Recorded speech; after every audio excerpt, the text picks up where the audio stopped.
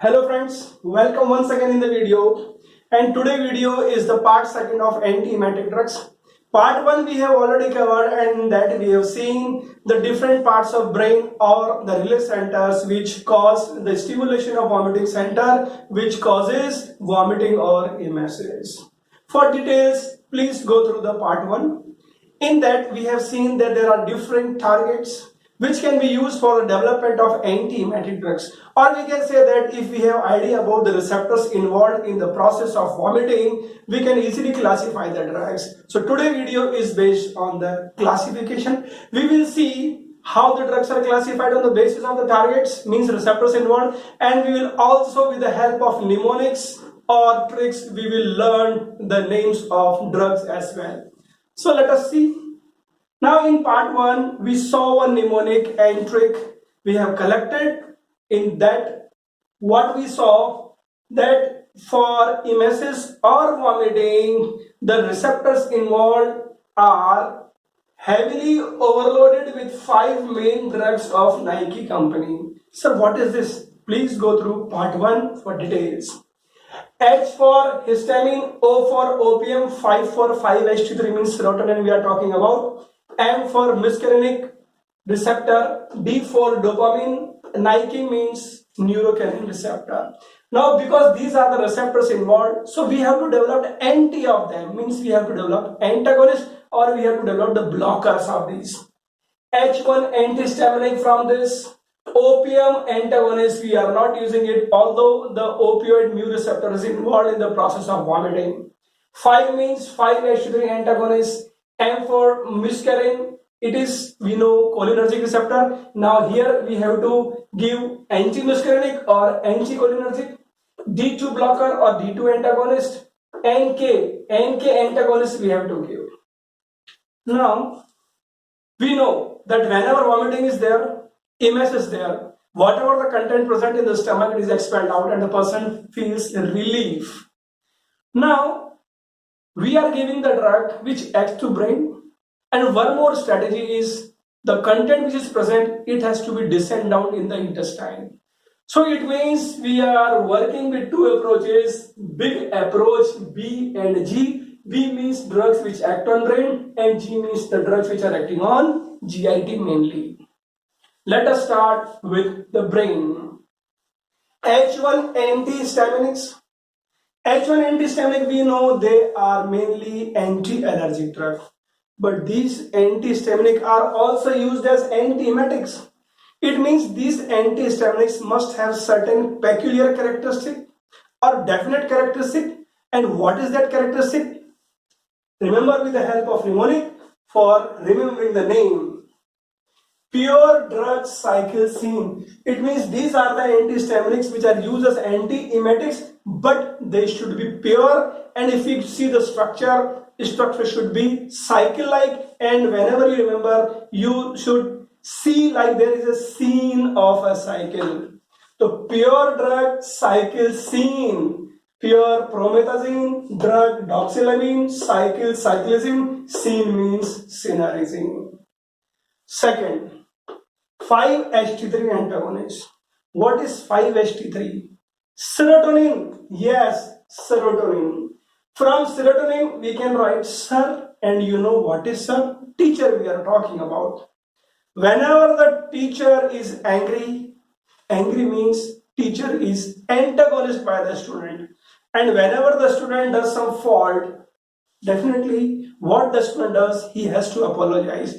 So in this case, sir is angry and student is apologizing. How?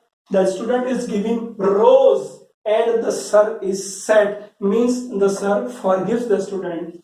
Sir angry can be said by giving roses. So sir, serotonin, angry, antagonist, sad means you have to set the sir, and rose means rons. It means serotonin antagonists are treated by sadrons. Now what is the name of sir?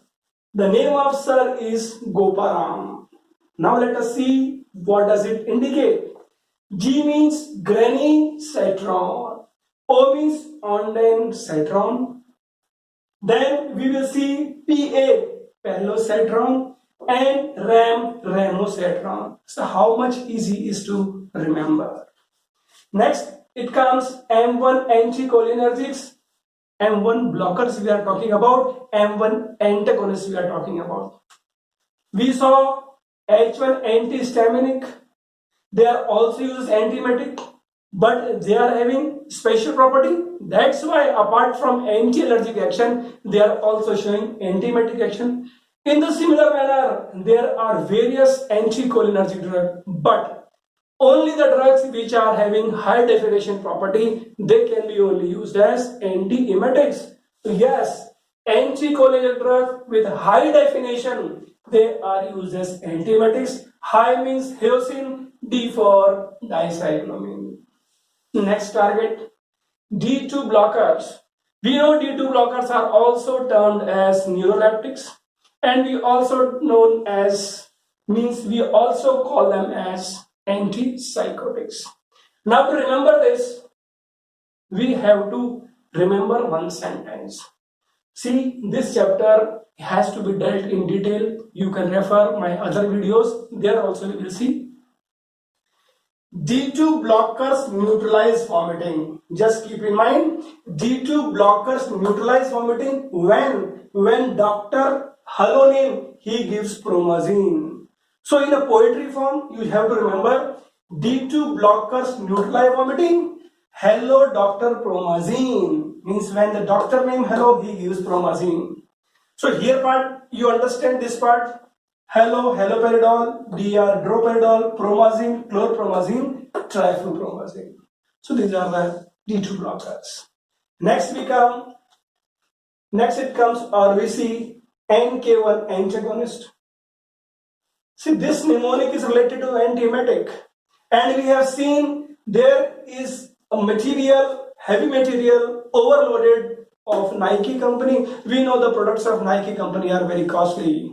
See, we are not criticizing Nike company. We haven't any relation in this video in context with Nike company. It is just to remember our mnemonic or our lesson. So we know Nike company products are very costly. So we cannot keep them in open condition. So whenever these materials are to be unloaded, we have to make pre-arrangements in a tent. So yes, heavy trucks means heavy Nike material needs pre-arrangement in tent. Pre-tent, although the spelling of tent is T-E-N-T, but just to remember, we have made T-A-N-T. It means drug which will be having the combination of pre and tent. They are NK1 antagonist, neurokinin antagonist, pre-tent, aprepitant, fosapretant, pre-tent. So this is NK1 antagonist. So this is the part of brain. Sir, this one is remaining. Just wait. We have seen when the video was started that we have to use two approaches. One approach will act through brain. Now second approach we are talking about GIT. What is our motive? The content which is present in the stomach, it should go into the intestine as fast as possible. Means we are attempting that. So how that possible? This is stomach part. This is intestine. So we are giving a drug in a dome shape, and a drug, the name of drug is Metro. So means we are giving a drug dome shape, name of drug is Metro, and in that Metro two passengers are sitting, Caesar and Musa, and because the Metro is running fast, hurriedly, they are feeling pride. So this is the base. Now let us see. In GIT, contents of the stomachs has to be moved or have to be moved into intestine. How? We are using a drug, dome shape, name of drug is Metro, which runs hurriedly, means which runs fast.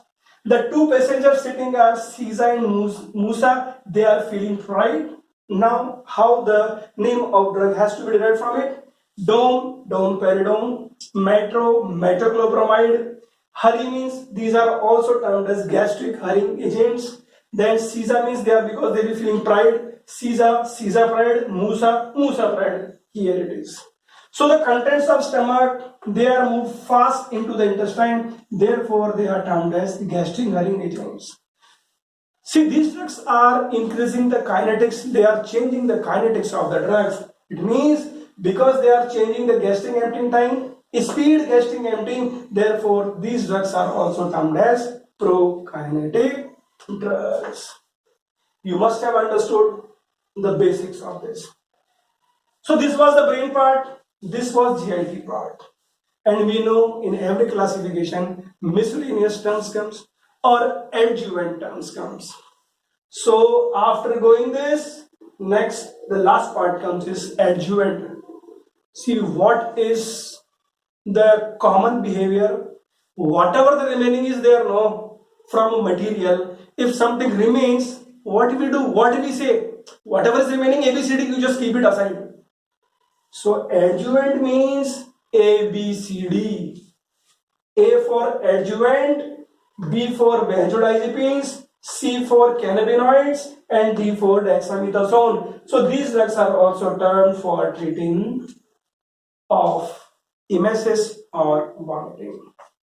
This cannabinoids can be also remembered with the help of a sentence about drugs can stop vomiting. So can for cannabinoids and the derivatives cannabinoids are Nebilone and Dronabinol. So it can be kept here also, it can be here also. Why it has been kept here? Because in brain, in CTZ, there is one receptor related to cannabinoids. Whenever cannabinoids bind to them, it stops vomiting.